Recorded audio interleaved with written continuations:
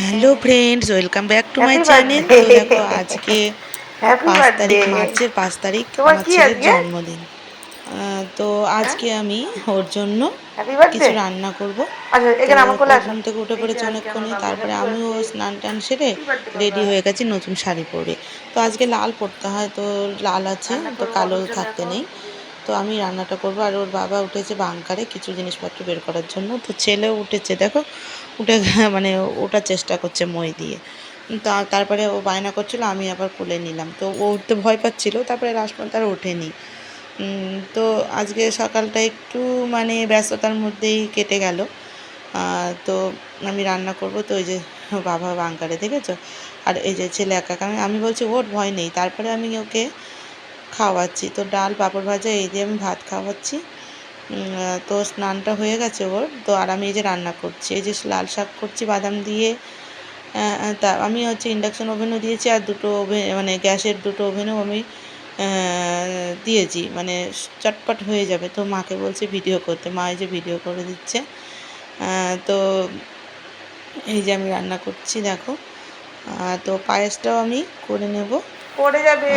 তো এই যে ছেলে জল ভরছে। তো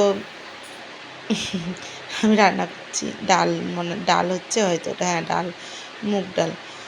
আর আমি রান্না করেছি পোলাও, পনির, তারপরে হচ্ছে ওর জন্য পটল ভাজা, বড়া ভাজা, 5 রকম ভাজা যেন। মা বললো পায়েসটা করে নে, তো পায়েসটা আমি করে নেব।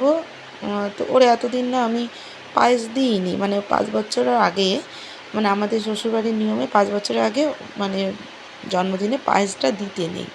জানি না কেন, আমার বাবার বাড়িতে এই নিয়মটা আছে। তো এতদিন ওকে দেওয়া হয়নি, এত বছর, 4 বছর পর্যন্ত। তো 5 বছরে আমি অবশ্যই ওকে 5 তরকারি রান্না করে, তারপর 5 রকম ভাজা টাজা থালা সাজিয়ে পায়েস টায়েস দিয়ে আমি দেবো নতুন জামা পরে। তো 4 বছর পর্যন্ত কোনো লক্ষণ করে কিছু করিনি। ও বাড়িতে যেটুকু রান্না হয়েছে, মানে যেরকম সেরকমভাবে খেয়েছে। শুধু সন্ধ্যাবেলায় কেকটা কেটেছি। তো এবার 5 বছর যেহেতু হয়ে গেল, তাই জন্য একটু মানে গুছিয়ে গাছিয়ে দেওয়ার নিয়ম আছে। তো আজকে বিশেষ কাউকে বলিনি, আমাদের বাড়ির আছে সবাই, আর আমার মা এসেছে। তো আগের দিন আমাদের বাড়িতে পুজো ছিল, সত্যনারায়ণ পুজো। তো এটার ব্লগ আমি দিয়ে দিয়েছি। তো এই যে আমি ডেকোরেশন করছি, তো আমি এটা কিন্তু মানে ইউটিউব দেখেই শিখেছি। যাই হোক, জবা পাতা, পান পাতা, গাঁদা ফুল 2 রকমের এই দিয়ে আমি ডেকোরেশন করছি। আর এই যে আমার ভাসুরের ছেলে, ও বেলুন ফোলাচ্ছে, আর আমার ছেলেও আছে। তো আর এই যে আমি ওকে সাজিয়ে দিয়েছি সুন্দর করে। আর বসো, এটা আমার আচ্ছা আর বসো। এক জায়ের এদিকে বর্ণা মেয়ে। বসো। একটু আছে, তো একটু আছে। ওকে বললাম একটু এটা গুছিয়ে দে। আর ও, আমার বাবু যেগুলো ভালোবাসে চকলেট টকলেট, সেগুলো ওর বাবাকে আনতে বলেছিলাম, এনেছে। আরও বসে গেছে। আর এই যে জলটা দিয়ে, নতুন থালা বাটি গ্লাস সব কিছু দিয়ে, তো এই থালাটা ভাত খাচ্ছে। এটা ওর বড় মা দিয়েছে থালাটা। আর প্রদীপ, আর এটা হচ্ছে আমার মা। মা তো আমার দিয়েছে, মা দিয়েছে রূপোর বাটি। তারপরে অনেক কিছু দিয়েছে মা। তারপরে এই যে প্রদীপ আর পঞ্চপ্রদীপ, এই প্রদীপ আর দীপগাছাটাও মা দিয়েছে। তো এই যে ওর বাবা বসে আছে ওখানে, মা আশীর্বাদ করছে, আর ও বিরক্ত হচ্ছে, ধান দুপুরে আশীর্বাদ করছে। তো আজকে আমি কাউকে মানে বিশেষ বলিনি, কারণ ওর প্রোগ্রামটা হবে 10 তারিখে, মানে রবিবার দেখে হবে। আর 5 তারিখ হচ্ছে মঙ্গলবার পড়েছে। সেদিনকে ধরো প্রত্যেকেরই স্কুল থাকে, যে মানে ব্যস্ততার মধ্যে থাকে। তাই জন্য প্রোগ্রামটা আমি 10 তারিখে রেখেছি, রবিবার করে, যেন সবার যেন সুবিধা হয় আসার। তাই জন্য কিছু লোকজন মানে নেমন্তন্ন করেছি কাছের মানুষজনকে। তো তারাই আসবে 10 তারিখে সকাল থেকে, দুপুরবেলা প্রোগ্রাম। তোর এটা মেজো জেঠি, ওকে ধান দুপুরে দিয়ে আশীর্বাদ করছে। তোমরাও আমার ছেলেকে আশীর্বাদ করো, যেন ভালো থাকে, সুস্থ থাকে, আর বড় মনের মানুষ হয়। ওকে নিয়ে আমাদের না অনেক স্বপ্ন আছে, দেখা যাক কতদূর কী হয়। তো স্বপ্ন তো প্রত্যেক বাবা মা দেখে, বলো, যে সন্তান যেন ভালো থাকে, সুস্থ থাকে, সে যেন ভালোভাবে মানুষ হতে পারে। সেটা প্রত্যেকটা বাবা মাই চায়। কিন্তু কপাল যেটা হবে, মানে যেটা লেখা আছে সেটাই হবে, কিছু করার না। আর এটা ওর দাদুকে ধান দুপুরে আশীর্বাদ করছে। বাবা একটু বয়স হয়েছে, একটু অসুবিধা হোক, বললাম যে আপনি একবারই দেন, আপনার অত কষ্ট করতে হবে না। তো বাবাও দিয়েছে ওকে, টাকা দিয়ে দিয়েছে কিছু কেনার জন্য মন পছন্দ। আর এই যে আমি আর ওর বাবা ধান দুপুরে দিচ্ছে। কেকটা ওখানে আমি বললাম একসাথে মানে সাজিয়ে এখানেই মানে কেকটা কেটে দেওয়া হবে। আর ক্যামেরাম্যানও ছিল, ও ছবি তুলছে, এবার আমার ফোন থেকেও ছবি তোলা হচ্ছে, যেহেতু আমি ব্লগ করবো ইউটিউবে। তো অনেক দিন পরেই আমি দিচ্ছি, 1 মাস পর। তো এইটা না আমি এডিট করা হয়নি।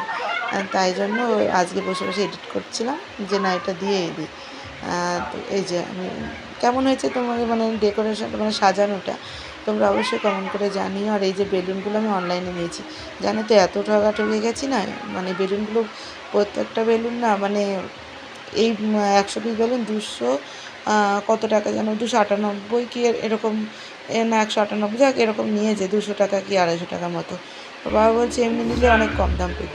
তো এটা আর একটা ছেলে মানে আমার কেটে এক যাচ্ছে। জায়ের ছেলে মেজো জায়ের ছেলে, এই যে ওরা 3 ভাই আর ও দিদি, এটা আর একটা দিদি, যা করে 4 ভাই বোনে বসেছে এখানে, বললাম বসতে। আর এই যে আমার মা পেছনে বসে আছে, তার জেঠু, এটা বড় জেঠু বসে আছে। তো এই যে তো অনেকগুলো পান, তারপরে জবা ফুলের পাতা, জবা পাতা এসব দিয়ে টুকিটাকি সাজানো হয়েছে। আর এই তো আর কি।